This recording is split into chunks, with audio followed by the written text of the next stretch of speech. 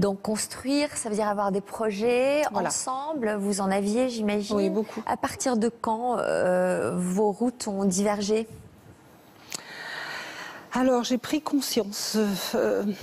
Le couple, il a bougé. Bon, déjà, pour parler quand même par rapport à la maladie, ça a un impact sur le corps, sur la libido.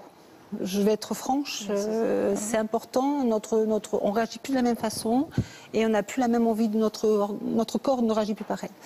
Et c'est vrai que il y a 4 ans, 5 ans de ça maintenant, je ne sais plus tellement ça passe vite, j'ai perdu ma meilleure amie qui avait 56 ans.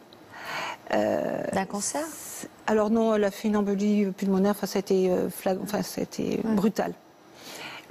Ça a été dur à vivre et là j'ai commencé à prendre conscience que on avait une vie et que il fallait faire attention à soi, qu'il fallait être plus attentionné à l'autre aussi, mais je n'arrivais toujours pas, disons que j'avais peur de quelque chose, voilà, moi j'étais dans la peur.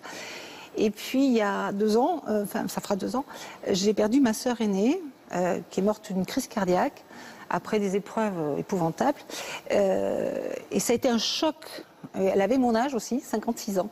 Donc moi, dans ma tête, c'était très simple. J'ai dit, voilà, Sylvie, c'est pas compliqué. Imagine, ton amie et ta sœur, toutes les deux sont mortes à 56 ans. Imagine que tu vas mourir à 56 ans. Donc voilà, tu dois te donner tout le temps. Qu'est-ce qu'elles auraient fait, elles, si elles avaient pu vivre? Et je me suis dit, il y a des choses que je ne peux plus accepter. Donc en l'occurrence, dans le couple, il y avait des choses qui ne passaient plus. Par exemple? Disons que les défauts ressortaient. Voilà, je veux dire, on finit par avoir une routine, par une certaine lassitude. Dans le couple, on ne voit plus les jolies choses du couple et on ne voit que les défauts. Et ça devient épouvantable parce qu'on se dit, mais j'ai qu'une vie, je ne vais pas vivre avec un défaut à côté de moi toute la journée, quoi. Je ne peux pas.